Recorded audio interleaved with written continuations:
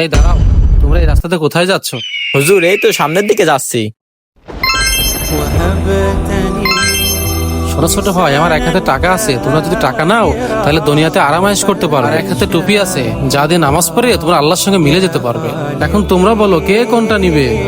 হুজুর, আমি তো টাকাই নেব। হুজুর, আমার এই টুপি হলেই চলবে।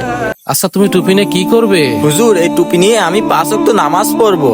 আমি নামাজ পড়ে আল্লাহর সাথে মিলে যাব। আর নামাজ হলো নবীজির চোখের আর মণি। তুমি এই টাকা কেন নিলে?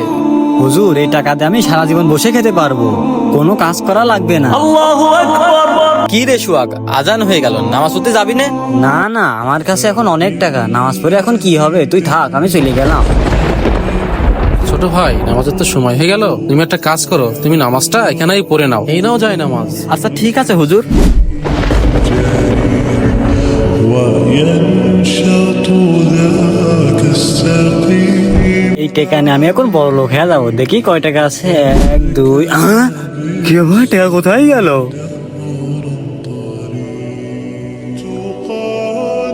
হ্যাঁ, কি ব্যাপার, টাকা কোথা থেকে আসলো? আলহামদুলিল্লাহ। বন্ধুরা, চ্যানেলটা এখনই সবাই সাবস্ক্রাইব করুন।